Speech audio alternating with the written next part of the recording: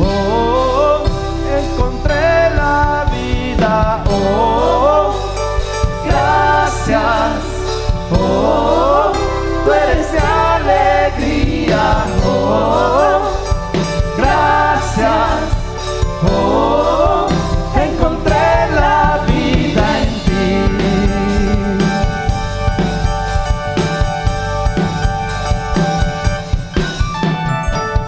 No tengo nada en mis manos que entregarte, mi ofrenda es solamente gratitud.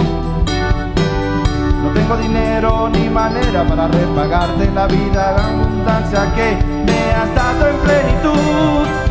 Oh, gracias, oh, tú eres mi alegría, oh, gracias, oh, encontré la vida, oh, gracias, oh, tú eres mi alegría, oh, gracias, oh, encontré la vida en ti.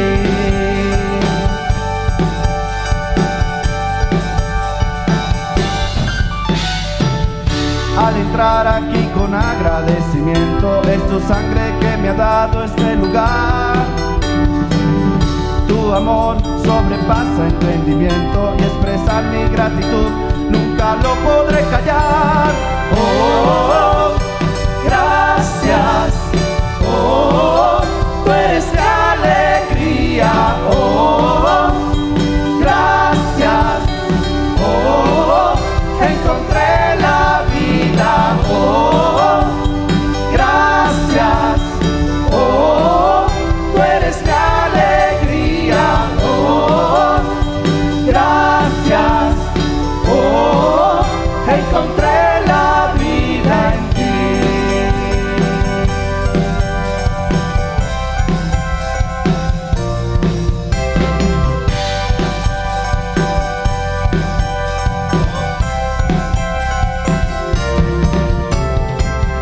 Oh, gracias, oh, tú eres mi alegría, oh, gracias, oh, encontré la vida, oh, gracias, oh, tú eres mi alegría, oh, gracias, oh, encontré la vida en ti.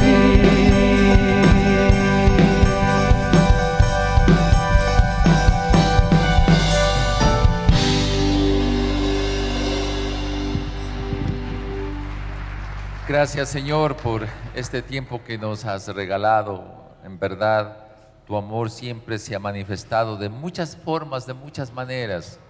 Se va terminando el año 2019, estamos por iniciar el año 2020 y ¿qué se puede decir al respecto, Señor? ¿Hay expectativas o hay tiempos de tristeza, tiempos de pesar?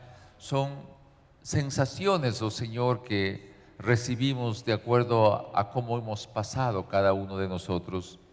Pero nosotros tenemos esperanza en ti y queremos agradecerte, Señor, por todo este año que tú nos has dado. Y ahora te pedimos, Señor, permítenos abrir tu palabra y al abrir tu palabra encontrar en ella, Señor, una revelación fuerte, poderosa, que nos permita a nosotros tomar decisiones saludables en este año que se aproxima. Gracias de todo corazón en Cristo Jesús. Amén, amén. Un abrazo, mi estimado amigo, mi hermano querido, mi hermana, un abrazo de todo corazón. Vamos a abrir la Biblia en el libro de Segunda de Corintios, el capítulo 13, ¿sí? Segunda de Corintios, el capítulo 13. Quisiera que me permitan leer en la versión NBI, por efecto del tema que vamos a hablar hoy. Segunda de Corintios, el capítulo 13, los versículos del 1 al 14, ¿sí? Voy a leer en la versión NBI, Nueva Versión Internacional. Dice así: esta sería la tercera vez que los visito. Todo asunto se resolverá mediante el testimonio de 2 o 3 testigos. Cuando estuve con ustedes por segunda vez, les advertí, y ahora que estoy ausente, se lo repito. Cuando vuelva a verlos, no seré indulgente con los que antes pecaron, ni con ningún otro, ya que están exigiendo una prueba de que Cristo habla por medio de mí. Él no se muestra débil en su trato con ustedes, sino que ejerce su poder entre ustedes. Es cierto que fue crucificado en debilidad, pero ahora vive por el poder de Dios.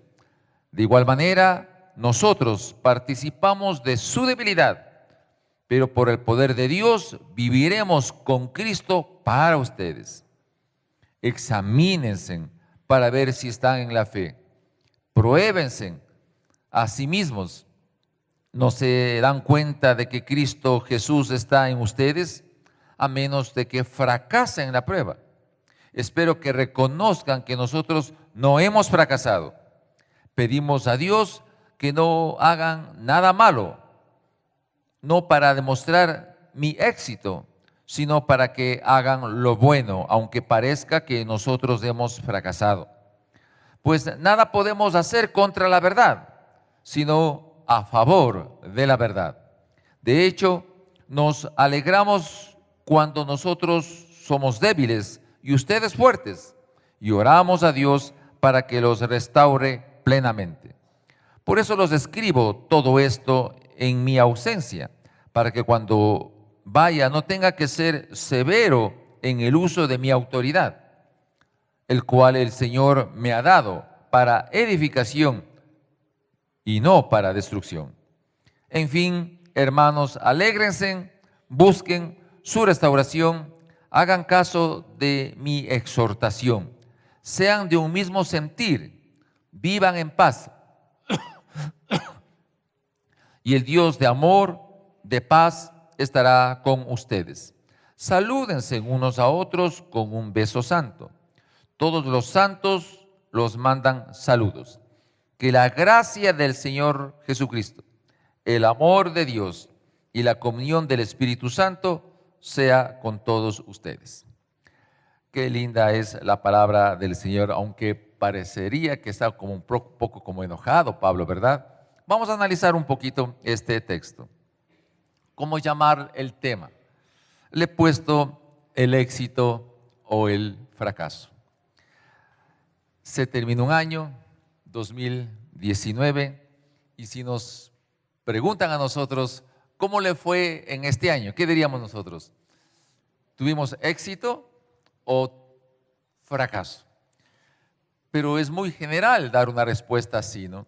Tendríamos que decir o definir qué es éxito y qué es fracaso. ¿Cómo sabemos que hemos alcanzado el éxito? ¿O cómo sabemos que hemos alcanzado el fracaso? ¿Cómo distinguir? ¿Cómo diferenciar? ¿Cómo? Va a ser muy importante esto. Las organizaciones, las grandes empresas que hay en nuestra sociedad, ¿cómo determinan ellos el éxito? A través de sus ventas anuales, suelen ellos decir así. Las más grandes empresas, Apple, Facebook, General Electric, Google, Amazon, Microsoft, dicen, hemos vendido tanto este año.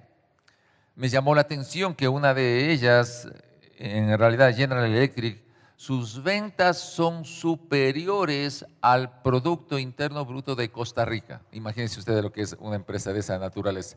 Una cosa enorme. Y todas estas empresas venden valores altísimos y ellos dicen son las mejores, han alcanzado el éxito, no han fracasado. Los hombres más ricos del mundo, ¿quiénes son? Todos sabemos, uno de ellos, Bill Gates, como se suele decir, y su fortuna es enorme. O la esposa de Steve Jobs, que me pareció interesante que su dinero. Ella es una de las mujeres, una de las 10 mujeres más ricas del mundo. 10 de las mujeres más ricas del mundo. Invierte en todo lo que tiene que ver con desarrollo y de apoyo, de ayuda para los jóvenes profesionales. Se puede decir entonces que es una mujer exitosa. Y todos nosotros, de alguna manera, cuando escuchamos a través de las informaciones los éxitos que alcanzan las otras personas, nos decimos, ¿y nosotros dónde estamos? ¿Qué hacemos? ¿Qué hacemos? Frente a esta serie de situaciones que se nos presenta, creo que vale la pena analizar lo que es el éxito según Dios y lo que es el fracaso según Dios. Y Dios nos permita que en esta mañana el Señor nos ilumine para dar un entendimiento cabal de lo que dice la Escritura. Nosotros creo que tenemos todos nosotros, la raza humana en general, creo que tenemos un problema que yo le podría decir como una debilidad. ¿Cuál es la debilidad? De todas las culturas, por favor, en todos los idiomas que se hablan. Esa debilidad es cuando nos preocupamos demasiado por resolver los problemas particulares y del momento que estamos enfrentando. En otras palabras, damos paso a lo que es urgente, dejando a un lado lo que es importante. Y creo que a todos nosotros nos pasa eso. Tenemos que resolver un problema que se presenta hoy, ayer o en ese momento. Intentamos resolverlo. Y lo que es importante lo dejamos para otra oportunidad.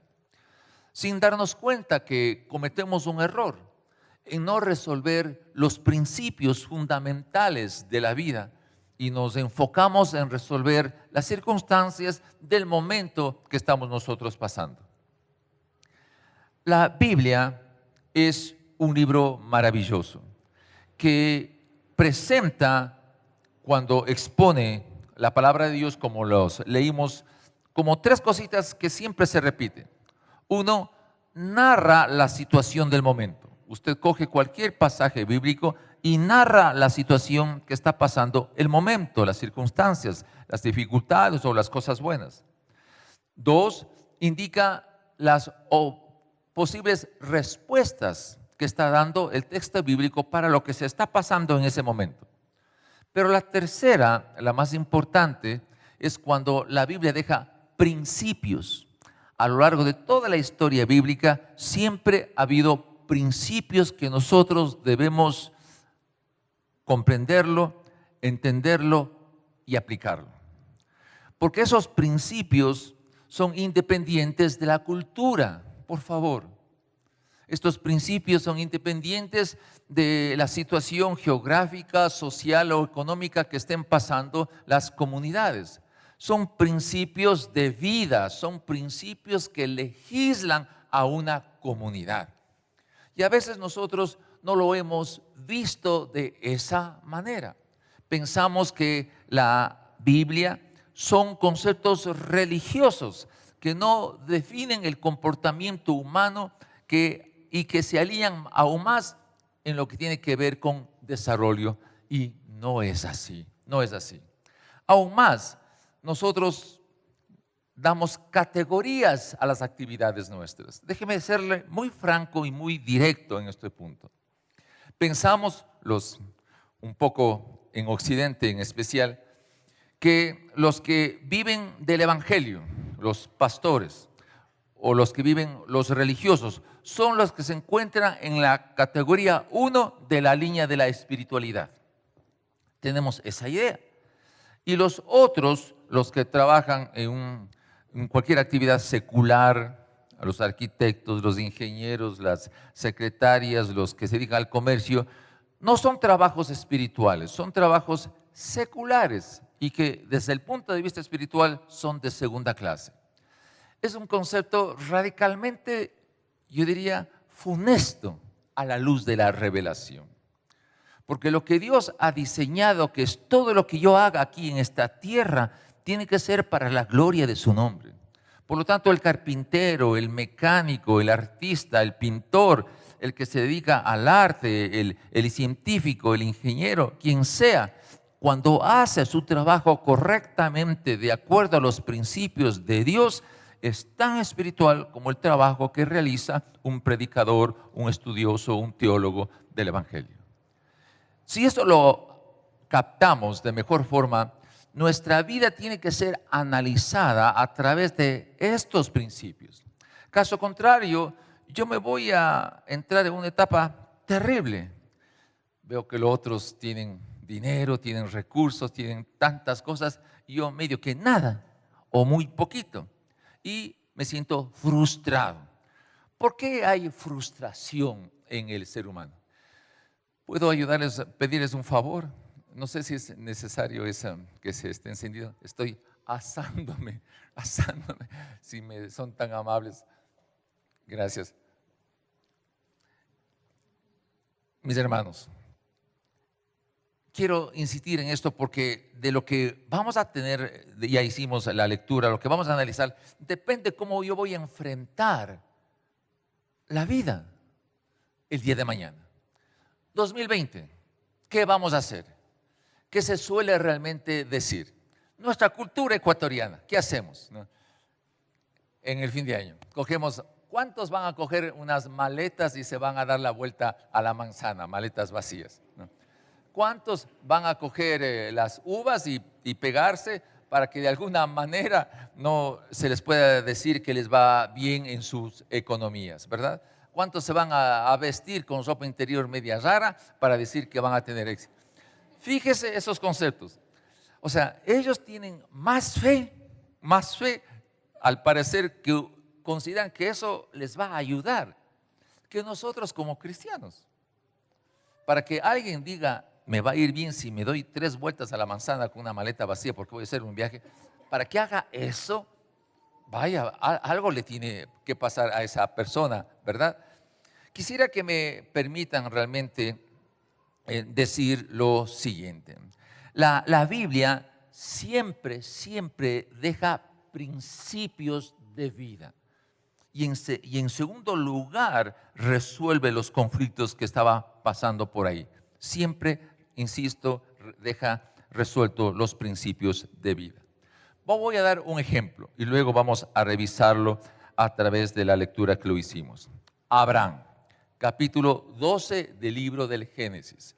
¿Qué le dice Dios a Abraham? Voy a explicar los textos y tratemos de entender los principios. Sí, los principios. Dios le dice a Abraham, sal de tu tierra, sal de tu parentela, a la tierra que yo te voy a mostrar. Bendeciré a los que tú bendigas, maldeciré a los que tú maldigas. Haré de ti una nación grande. ¿Qué les parece si Dios le dijera a usted una cosa de esta naturaleza? Wow, dirían, no, eso se llama un principio de vida. ¿Qué significa? Que Dios le escoge a Abraham y a través de su vida va a formar una nación.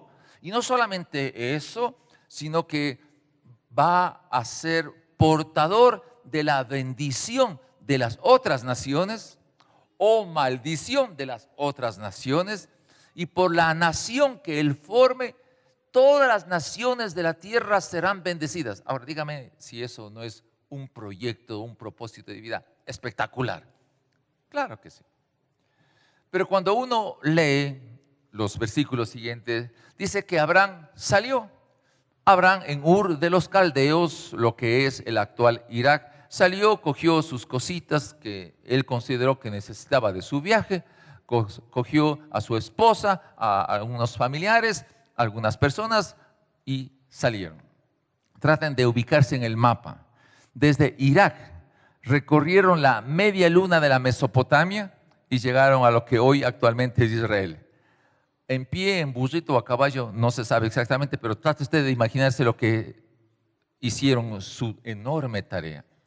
Y dice el texto que cuando llegaron, ¿no?, después de unos cuantos meses de viaje a Egipto, hubo una gran hambre en el sector. Entonces se presentó el problema particular. Había una hambre bastante fuerte, ¿no?, hambruna. Entonces dice el texto que tuvieron que irse a Egipto. Y en Egipto se rascó la cabeza, es mi imaginación. Abraham dijo, oye mujer, la mujer era muy hermosa, así dice la escritura. Dile a la gente de Egipto que tú eres mi hermana. No eres mi esposa, eres mi hermana. Porque si dices que eres mi esposa, el faraón me va a coger a mí, me va a matar, me va a liquidar. Así es que preferible, miéntele y dile que eres mi hermana. Ahora, imagínense usted, había un problema particular ahí. Se olvidó del principio Abraham. Se olvidó que Dios le dijo, voy a hacer de ti una nación grande. Y por ti van a ser benditas todas las naciones de la tierra. Se olvidó porque estaba el hambre de por medio. Tenía una necesidad de comida. Y la historia narra y dice que el faraón después se enojó porque, claro, le vio a Sara, a la mujer, y le quiso hacer su esposa. Y cuando se dio cuenta que no era la hermana, sino la esposa, le llamó la atención a Abraham. Le dijo, ándate de aquí, ándate de aquí. Y le fue regalando muchas cosas. Entonces, en toda la historia de Abraham se ve cómo y cuándo él aplica principios eternos que Dios le reveló frente a los problemas circunstanciales que estaba viviendo en ese entonces. Pasa un poco el tiempo y le dice Dios a Abraham, nuevamente, miren, le dice Dios a Abraham, alza tus ojos y mira las estrellas del cielo. El hombre, sasa, wow, qué cantidad de estrellas. Imagínense en el desierto todo ese tipo de cosas. Mira la arena del mar. ¿Cuánta arena hay ahí? Así será tu descendencia.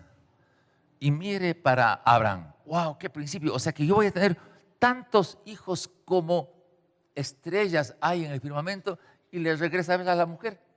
Y era estéril su mujer. Mire, otro problema puntual, presente, particular, urgente, que resolver.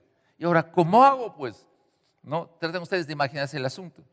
Y la esposa Sara dijo, bueno, pasó un tiempo más y dice, ¿sabes, marido, que yo no puedo tener hijos? Te doy a mi esclava Agar, ten un hijo con ella, y así la palabra y el principio de Dios se cumplen. Imagínense usted lo que hizo esta mujer. Y el pobre Abraham, ni corto ni perezoso, dijo, amén, aleluya. Y tuvo el hijo, como ustedes saben, con Agar. La historia muestra que a los 86 años, es decir, ¿cuántos años pasaron? Cuando tenía 75 años salió de Ur de los Caldeos. A los 86 años tuvo a Ismael con Agar. No venía el hijo de la promesa. Cuando tenía 100 años se embarazó su mujer, que ya era ancianita, ya no se enfermaba, tenía 90 años. Se embaraza su mujer y tiene su hijo de la promesa, Isaac, a los 100 años. Entonces aquí también, con la ayuda de la esposa, arruinó el plan de Dios, porque Ismael creció, tuvo 12 hijos y formó una nación que hasta el momento ha sido y será enemiga completa de Israel. ¿Puede usted imaginarse que por intentar resolver lo urgente, sin resolver el principio, sin descansar en el principio de Dios eterno, metieron las de andar, como se suele decir, y le arruinaron la vida futura de todo Israel, como nosotros sabemos la historia? A los 100 años tuvo el hijo. Ya Abraham estaba como aprendiendo, entendiendo cómo es manejar el principio general, que no tiene que ver con el intentar resolver a veces mal los problemas urgentes. Crece su hijito y Dios le dice a Abraham, Abraham, ve con tu hijo a este monte, mátalo y sacrifícamelo para mí. No se dice que protestó Abraham. Empezó a entender el principio. Le cogió al hijito. Vamos, hijo, salgamos juntos. Llevaron el fuego, llevaron la leña. Y el hijito, que era jovencito, le preguntó, papá, está aquí el fuego, está aquí la leña, pero no hay el cordero para el sacrificio. ¿Dónde está? Abraham le dice, Dios va a proveer. Fíjese el cambio de condición que tenía Abraham. Abraham se enfrentaba a un problema gravísimo, urgente, gravísimo. Le pide que sacrifique a su único hijo que había esperado 25 años y le pide que le sacrifique. El razonamiento de él fue fuerte, tratemos de imaginarnos, pero creyó en Dios y lo llevó. Y cuando iba a levantar su mano y sacrificarla, del cielo aparece una voz y dice: detente, Abraham. Mire, la historia, para concluir y ver que siempre funcionó intentando resolver los problemas urgentes sin dedicarse mucho al problema principal. Su mujer murió de 127 años. Sara murió de 127 años. Le enterró a su mujercita, compró una tierra, le enterró a su mujercita. Él se volvió a casar con Sétura y tuvo 6 hijos más. Murió a la edad de 175 años. Desde que salió de Ur de los Caldeos hasta cuando murió pasaron 100 años, un siglo. Y en ese siglo se cumplió fielmente el principio soberano de Dios. Nosotros somos impacientes. Queremos resolver las cosas así a nuestro juicio. No esperamos en Dios. Se nos hace difícil esperar en Dios. Y esto es lo que necesitamos nosotros entender. La Biblia, imagínense, después de que Jesucristo vino acá a esta tierra, murió y resucitó, y se formó la iglesia primitiva, y la iglesia primitiva empezó a poner en práctica los principios de Dios, pero al pasar los años se volvió otra crisis similar. Había problemas urgentes que resolver. Llega a los años 1500, viene el fraile Martín Lutero, y él anhelaba y deseaba tener paz en su corazón, y él se sacrificaba y hacía cualquier sacrificio, se golpeaba, hacía sacrificios para intentar encontrar paz en su corazón, porque su problema central urgente era tener paz en su corazón, que no le encontraba. Era fraile, era religioso, era profesor de la universidad, era de todo, y no encontraba esa paz. Hasta cuando descubre por medio de la Escritura lo que es conocido hasta ahora de la Reforma: solo Escritura, solo gracia, solo Cristo, solo palabra. Y se inicia la Reforma. Pero había un problema urgente, fíjese que ahí quería resolver. Pero por efecto del principio se resolvió lo urgente. ¿Qué era necesario para la Reforma? Que la gente lea la Escritura. Pero ¿cuál era el problema? No sabían leer y escribir. ¿Qué tenía que hacerse? Crear escuelas. Por eso la Reforma cambió radicalmente los procesos educativos. Ese es el resultado de la Reforma. Cambiaron los sistemas educativos. En la Europa Central, Alemania, Francia, Austria, se empezaron a formar escuelas gratuitas para que todo el mundo entre a estudiar. ¿Por qué? Porque el principio era que la gente aprenda a leer y escribir la palabra de Dios. Esa fue la Reforma. Más aún, hermanos queridos, y eso nosotros no lo entendemos. Queremos resolver nuestras crisis personales sin entender los principios de la palabra de Dios. También la Reforma tuvo como resultado un cambio radical en el concepto económico. Como les decía al principio, lo secular era una cosa y lo espiritual era otra cosa. Pero la palabra de Dios hablaba de cómo debe ser manejados los sistemas financieros. Y la Reforma ayudó a ser creativos en todos los procesos de finanzas, el manejo de finanzas de las organizaciones. La Europa en ese tiempo, a través de la Reforma, desarrollaron empresas, organizaciones que, aplicando los principios bíblicos, fueron realmente gozando de una prosperidad económica que apuntalaba a ayudar a la comunidad que era bastante necesitada en ese tiempo. Entonces cambió la situación económica, la reforma, hermanos queridos. Cambió el concepto de la ciencia. Bacon, Descartes, todos Newton, todos creyentes, se dieron cuenta que la Escritura tiene fundamentos para creerle a Dios y lo que Él hizo. Cambiaron no solamente los sistemas financieros, educativos, sino la ciencia, el arte. A partir de 1900 al 1990, una cosa impresionante, hermano. Los premios Nobel, el 64% cristianos evangélicos. De los premios Nobel, muchos de ellos judíos. Entonces debemos entender que la Biblia deja principios de desarrollo y nosotros debemos descansar en entender el principio y aplicarle a nuestra vida. ¿Qué pasó con España? España se quedó, no se alineó a la reforma. España con Italia se unieron a la contrarreforma, recuerden ustedes la historia. ¿Para qué vinieron los españoles a América Latina? ¿En busca de qué? Del oro, en busca de la gloria, en busca del poder. ¿Qué pasó con la reforma en los países de Europa? Por ejemplo, Inglaterra.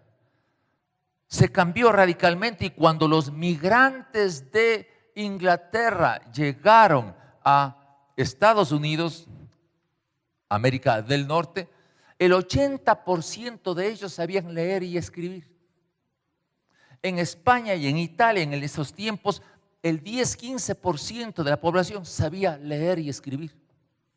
Escuchen esto que es historia, es realidad. Y la razón como vinieron los migrantes a Estados Unidos era para que la gente conozca a Jesucristo y a través de los principios de la Escritura se desarrolle comunidades saludables. No fue el mismo sentir la venida de los españoles para América Latina. Por lo tanto, uno debe creer firmemente en la Escritura y los principios.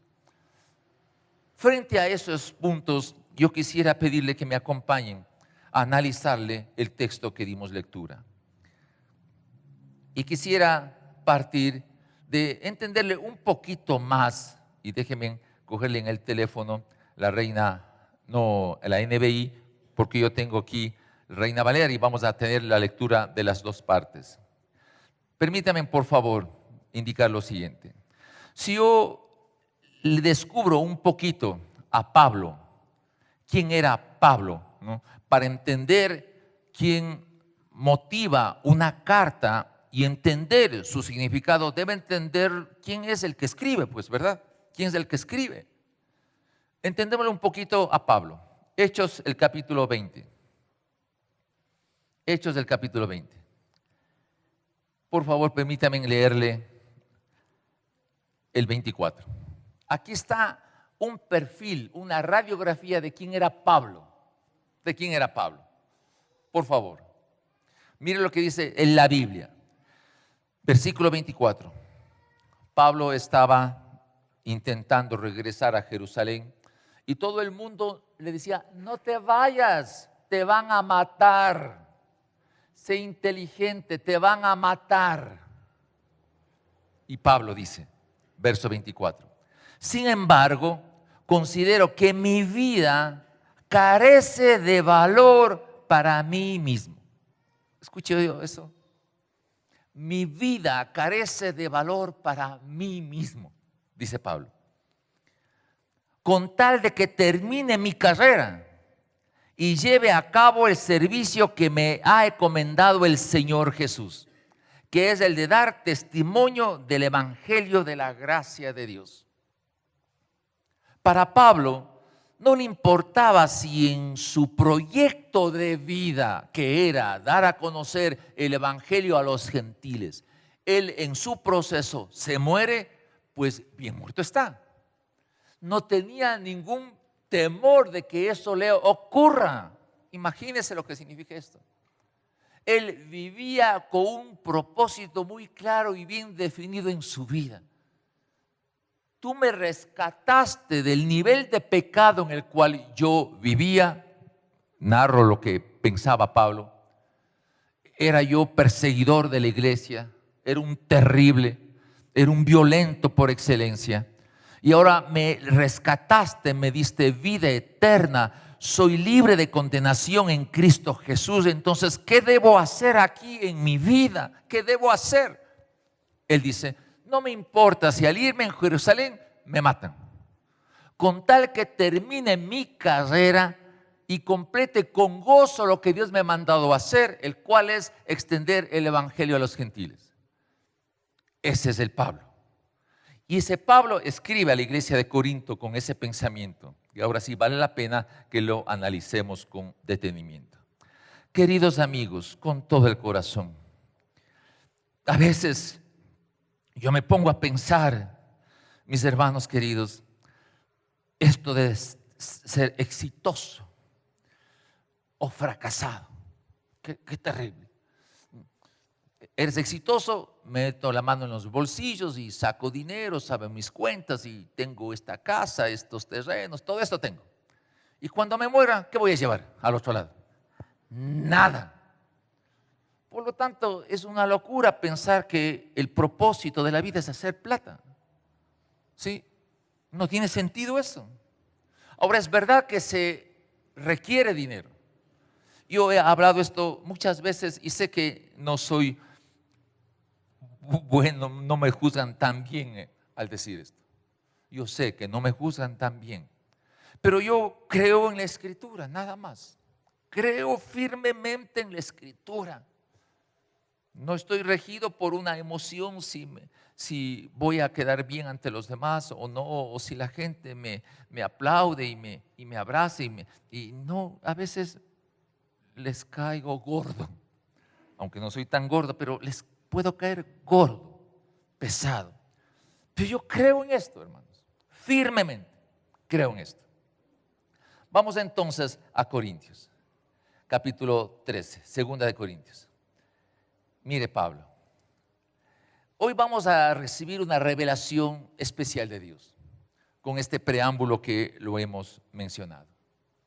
Hermanos queridos, dice, esta será la tercera vez que los visito. Todo asunto se resolverá mediante el testimonio de 2 o 3 testigos.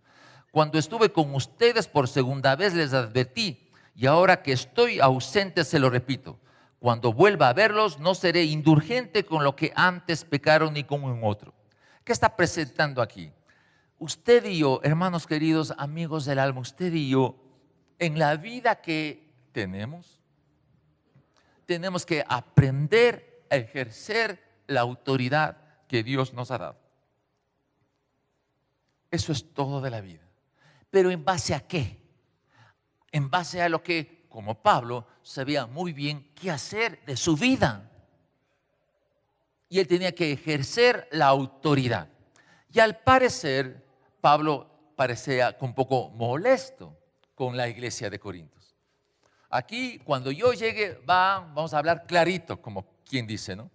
Entonces, el primer principio para saber si tengo éxito o fracaso en mi vida es que en la tarea que Él me ha dado, por favor, iglesia amada, en la tarea que Él me ha dado, yo tengo que confrontar situaciones que no están resueltas en mi vida particular, personal y en forma general.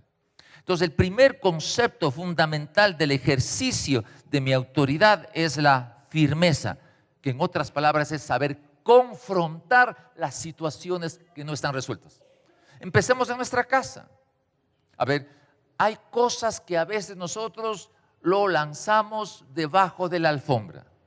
No nos gusta confrontar. Y lo que Pablo dice, si tú quieres tener éxito en tu vida, aprende a confrontar. Cuando estuve con ustedes por segunda vez les advertí y ahora que estoy ausente se los repito. Cuando vuelva a verlos no seré indulgente por lo que antes pecaron ni con ningún otro. Verso 3. ya que están exigiendo una prueba de que Cristo habla por medio de mí. ¿Escucharon eso? Entonces, Pablo tenía un problema ahí con la iglesia, que la iglesia dudaba de la autoridad de Pablo. Y aquí Pablo dice, ustedes quieren que demuestre que yo tengo autoridad y que Cristo mora en mí. Ese es el tema típico del liderazgo. ¿Cómo demostrar que mi liderazgo es bueno? Al ser gerente de una empresa, de una organización, ser jefe de cualquier área, en mi hogar, en mi casa, en mi familia, en cualquier parte. ¿Cómo usted y yo podemos demostrar que tenemos autoridad para hacer lo que hacemos? Porque la vida es así. La gente va a dudar de usted y de mí y de nuestro liderazgo. Van a dudar y nos van a juzgar. Nos van a juzgar como padres, nos van a juzgar como esposos, nos van a juzgar como todo. Es así. Pablo estaba viviendo esa realidad. Y repito lo que dice, ya que están exigiendo una prueba de que Cristo habla por medio de mí. Wow. Primer punto entonces, confrontar. No debemos escapar, no podemos hacerlo eso. Tenemos que dar un ejemplo, tenemos que dar una muestra de la autoridad que Dios nos ha dado a cada uno de nosotros. No importa donde usted esté, tiene que enfrentar esta realidad. La gente va a dudar donde usted está. Si está trabajando en una empresa, en una organización, lo que sea, la gente va a dudar. ¿Qué es lo que está diciendo aquí? Hay que confrontar, no escapar, no evitar hablar del problema, sino hay que confrontarlo de manera correcta, sí, de la manera adecuada, sí. Esto es muy importante. Puede verse una aparente debilidad. Puede verse una aparente debilidad. Aquí, por favor, escuchen con atención. Verso número 4. Verso número 4. Es cierto que Jesús fue crucificado en debilidad, pero ahora vive por el poder de Dios de igual manera. Nosotros participamos en su debilidad, pero por el poder de Dios viviremos con Cristo para ustedes. Segundo principio importante, tenemos que aceptar. Ustedes y yo somos débiles en algún área, ¿sí o no? O sea, la persona que dice yo soy fuerte, yo nunca me equivoco, ese está raro, ese no existe. Todos nos equivocamos. Pero imagínense, Pablo dice, es cierto que Jesús murió en su debilidad. Entonces, las sociedades entonces, con la muerte de Jesús, le consideraron que era débil.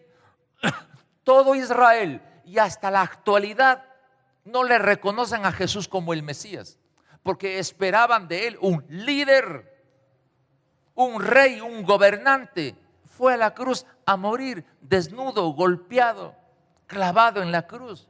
Mostró su debilidad, pero no se dan cuenta que el principio divino, el principio santo, el principio maravilloso es de que la justicia santa de Dios tenía que recaer sobre Jesucristo y la ira santa de Él tenía que pagar un inocente.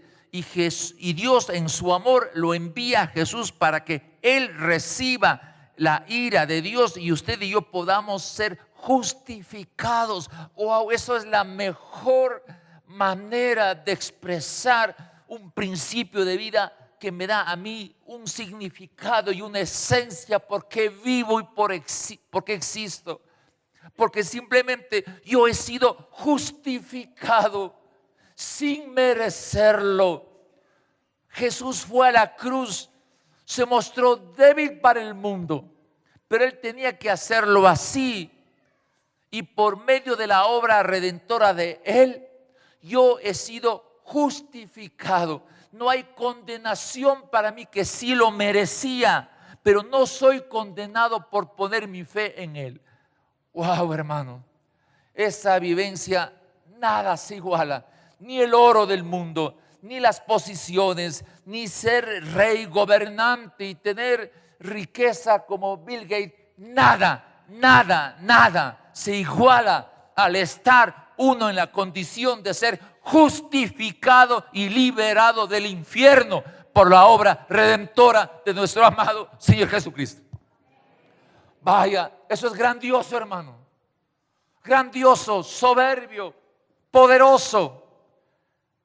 Querido amigo, querida amiga. Pero mire una cosa más. Frente a eso del versículo 4, que si bien es cierto nos pueden tildar de débiles, pero debemos caminar en poder. Eso implica, fíjese, Jesús muere en debilidad, pero tiene poder a ser resucitado. Por lo tanto, ese poder de Dios en Jesucristo, cuando Él resucitó, dado por el Espíritu Santo, ese mismo poder tiene usted y tengo yo. No solamente que soy justificado, sino que puedo vivir en poder por el Espíritu Santo. Pero ¿para qué? ¿Para qué requiero el poder del Espíritu Santo en mí? ¿Para qué, hermano? ¿Para qué? Frente a esto, que no se daban cuenta la iglesia de Corinto, verso número 5, mire cómo lo confronta, verso número 5. Dice Pablo: examínense para ver si están en la fe. Híjole, pruébense a sí mismos. ¿No se dan cuenta de que Cristo Jesús está en ustedes? A menos de que fracasen en esa prueba. Examinaos a vosotros mismos si estáis en la fe, dice Reina Valera. Probaos a ver si Jesucristo mora en vuestros corazones, a menos de que no sea así. Por lo tanto, iglesia amada, por favor, si usted dice que pertenece a Jesucristo y que ha nacido de nuevo, debe haber una prueba, una evidencia medible de que es así. Porque si Cristo está en mí, debo obrar como Él obró, ¿o no? Sino, ¿cómo digo que Cristo está en mí? Yo ya estoy muerto y mi vida está escondida con Cristo en Dios, dice Colosenses. Por lo tanto, mi actitud frente a la vida, a las circunstancias, a la realidad, debe mostrar una evidencia de que Cristo está en mí. Y eso implica actuar como Él actuó en el tiempo en que Él estuvo en su ministerio aquí en la tierra. Si no muestro ese poder, y Pablo dice: hombritos, examínense a ver si Jesucristo mora en ustedes, a menos que se den cuenta de que no hay esa evidencia. Y por eso viene el aburrimiento, viene la falta de paz, la falta de entender qué hago aquí en la tierra. No me conformo con nada, me voy aquí, me voy allá, no me llena nada, no me llena mi mujer, no me llena mi marido, no me llena mi trabajo, no me llena mis hijos, no me llena nada. El dinero no resuelve. Los mayores ricos que hay en el mundo son gente vacía del alma. Recuerden que el sinsentido de la vida, no es por el dolor. El sinsentido de la vida es por el placer, mal uso del placer. Hermano querido, ¿cómo analizo yo este año? Si tuve éxito o tuve fracaso. ¿Qué realmente debo hacer? Verso 6. Espero que reconozcan que nosotros no hemos fracasado, dice Pablo. Aunque aparezca que he fracasado, yo no he fracasado, dice Pablo. ¿Por qué razón? Porque hay un concepto fundamental, hermano querido, que permítame hacerlo con todo mi corazón. Cuando yo me examino y pruebo si estoy en la fe, ¿qué es la fe? Cuando yo me pruebo mi fe, ¿cómo examinarme mi fe? La fe tiene que ver con vivir hoy lo de mañana. Vivir hoy lo de mañana, para que yo pueda descansar hoy y celebrar mañana. Está como trabalenguas eso. La fe tiene que ver con el vivir hoy lo que espero mañana, y descanso hoy para disfrutar lo de mañana. Nuestra vida es lleno de: no voy a tener con qué pagar las deudas, ¿verdad? no voy a hacer esto, no voy a hacer esto otro, mi hijo le va a pasar esta desgracia, mis hijos esto así, mi marido esto, mi mujer. Nos llenamos de cucos. A ver, nos llenamos de cucos, nos llenamos de miedos, nos llenamos nuestra cabeza de miseria. No digo que no nos asustemos por las cosas que a veces nos salen bien. No digo porque no somos locos, no. Dije al principio que somos débiles. No digo que no se asuste si vino una desgracia que ahorita, ve hermano, se le robaron su carro. Créame, no tengo carro, dice. Una noticia así, ¿cómo no va a alterarse? Pues no digo que no haya nada de ese asunto, sino simplemente cómo enfrento la situación con un poco más de tranquilidad. ¿Cuál es la esperanza del día de mañana? La Escritura me dice que en medio de una crisis así venga el anticristo que está por venir, ¿no? Yo vivo en esperanza, vivo en consuelo, porque estoy trabajando en el propósito de Dios y sé que no he fracasado porque estoy en el propósito. No he fracasado porque estoy en el propósito. Es lo que debe haber de manera radical. Miren, el verso 7. Pablo, ¿cómo utiliza el recurso? Si le estaban dudando de su liderazgo, le decían a Pablo, oye, prueba a ver si Jesucristo está contigo. Pruébanos. Fíjese, qué lío. Pruébanos, como puede suceder en los tiempos de ahora. ¿Cómo probamos que hay liderazgo? ¿Cómo probamos que hay liderazgo? Mire lo que dice el verso 7. Pedimos a Dios que no hagan nada malo, no por demostrar mi éxito, sino para que hagan lo bueno, aunque parezca que nosotros hemos fracasado. Si alguien habla mal de uno, de usted, de nosotros, ¿qué hacemos nosotros? A ese le declaro enemigo, ¿sí o no? Le pongo en mi agenda con rojo, le tildo y le saco del ¿cómo se llama? Del WhatsApp, le saco del teléfono. Este es enemigo, ¿sí o no?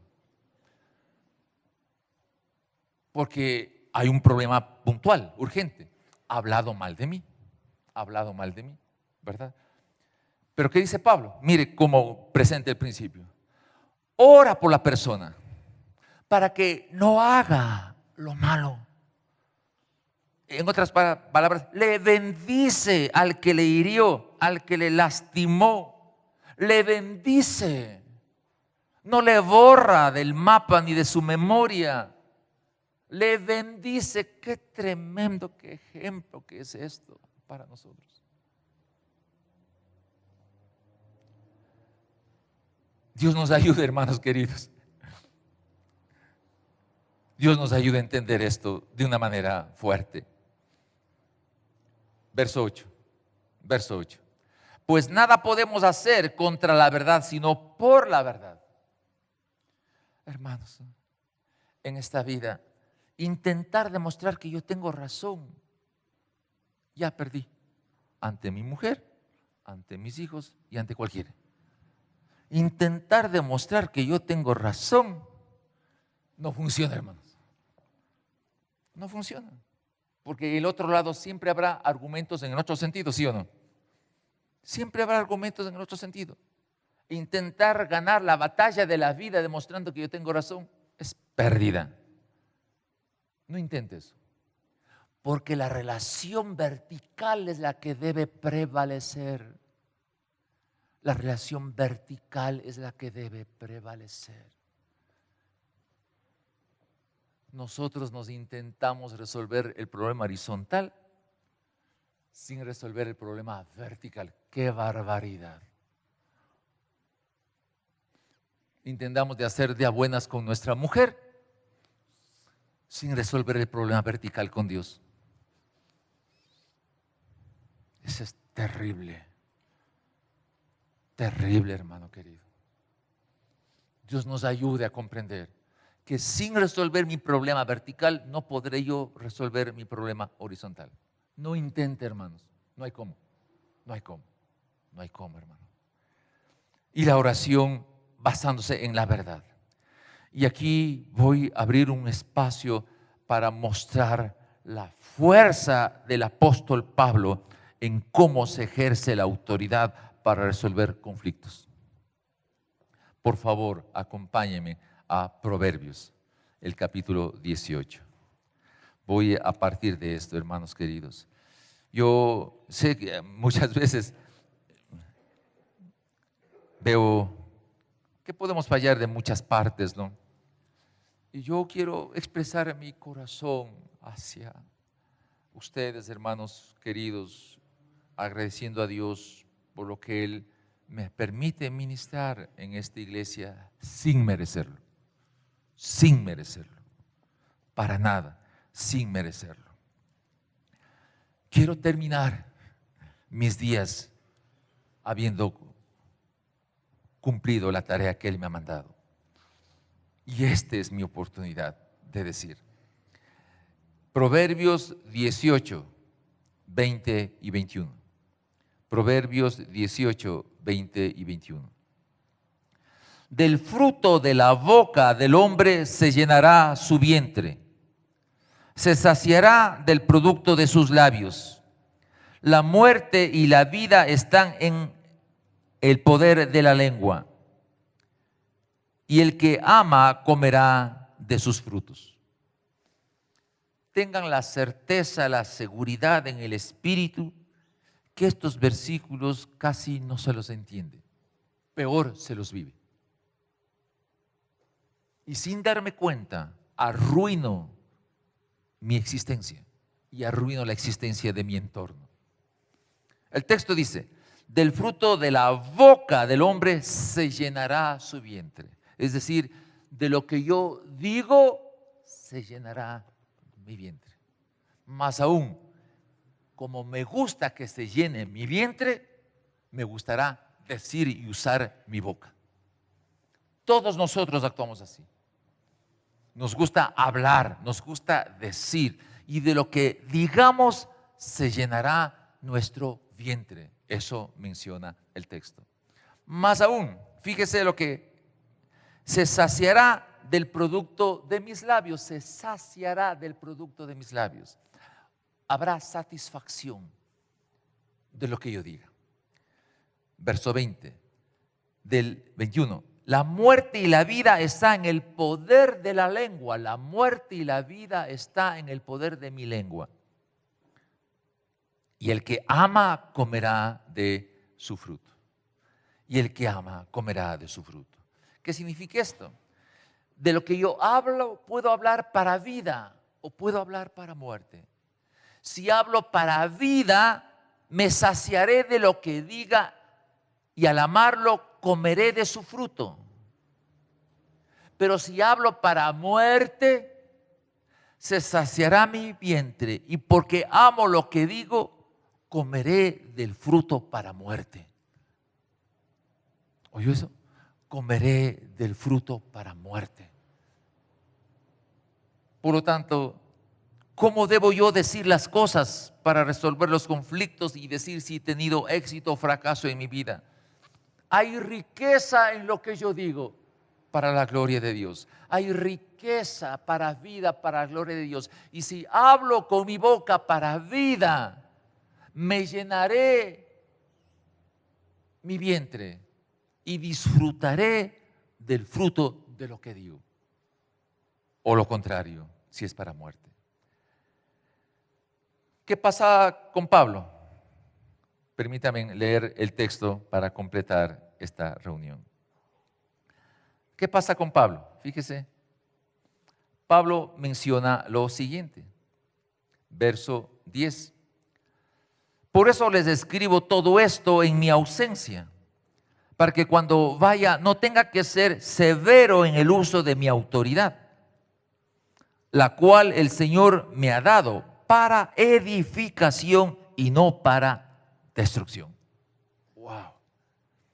Por lo tanto, el principio de vida, cuando yo estoy en el propósito de Dios, cuando algo falla, como somos débiles y todos fallamos,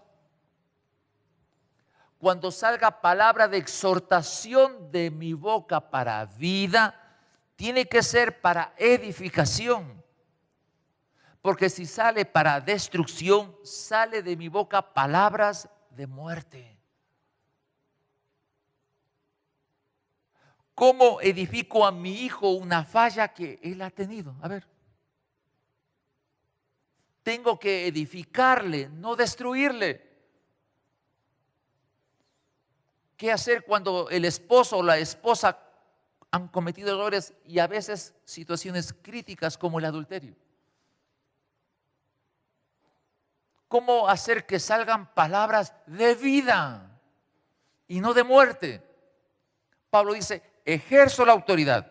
Es correcto. Hay que confrontar, ejercer la autoridad, confrontar, pero decir palabras de vida. Porque si digo palabras de muerte, yo comeré de ese fruto.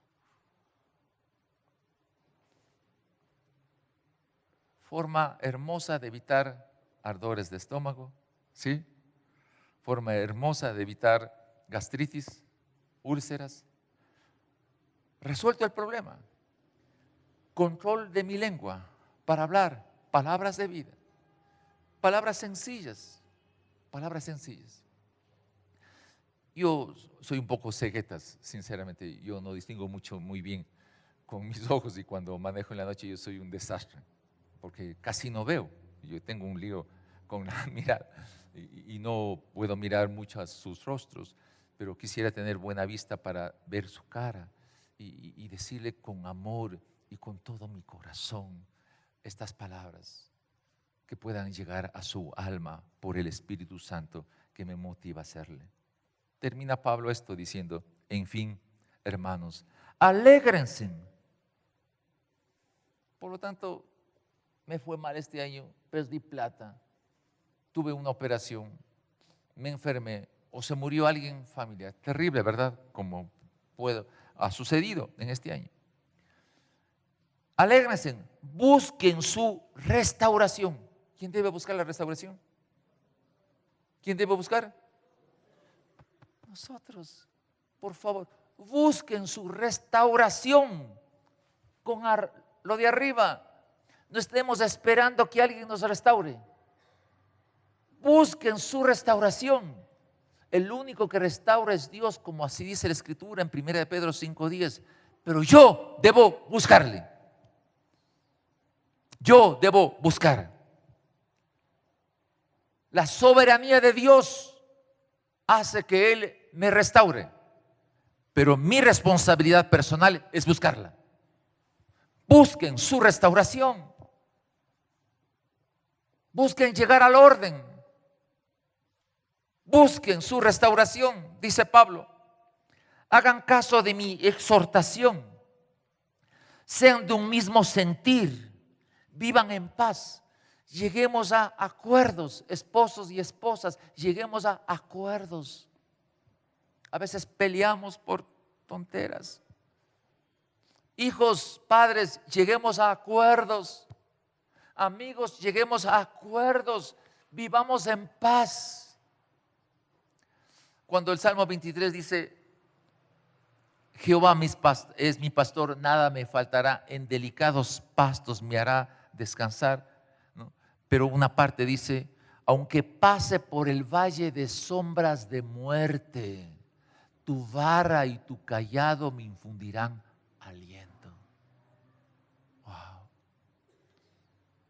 Mi condición emocional no depende de la situación externa.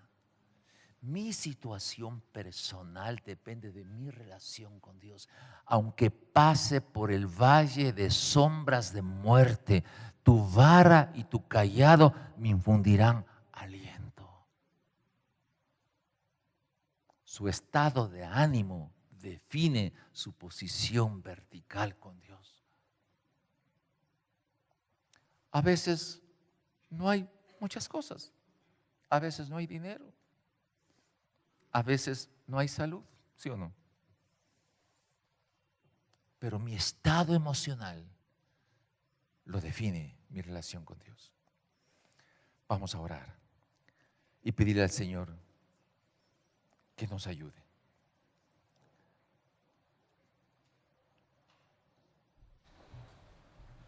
Vamos a tener este tiempo de ministración, vamos a escuchar esta canción que es dar gracias. Y mire que termina Pablo diciendo la labor de la Trinidad. La gracia del Señor Jesucristo, el amor de Dios y la comunión del Espíritu Santo sea con todos vosotros. Aquí está. La gracia de Cristo me permite ser libre, independiente de lo que haya hecho. Su gracia, su gracia. El amor del Padre lo convierte en realidad. Lo más hermoso es saber que he sido justificado y el amor del Padre me convierte eso en una realidad. Y por eso hay comunión por el Espíritu Santo. Somos nosotros familia. Vamos a ponernos de pie, ¿sí? Vamos a escuchar esta alabanza y después vamos a ministrar en el Espíritu para que el Señor, por su Espíritu, nos permita tener comunión el uno con el otro. Fracaso, por lo tanto, será que no se evidencie a Jesucristo en mí.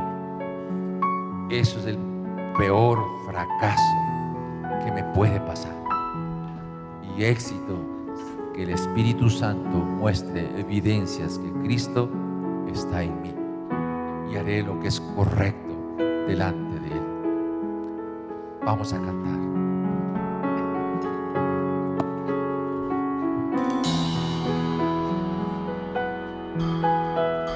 Me has tomado en tus brazos y me has dado salvación. De tu amor has derramado en mi corazón.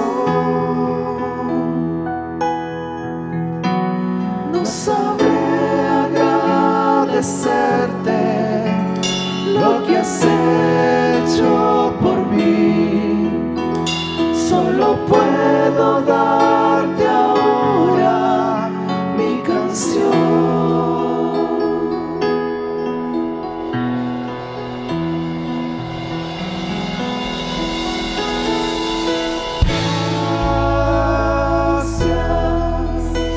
Gracias, Gracias, Señor. gracias por todo lo que nos das. Gracias, mi Señor Jesús.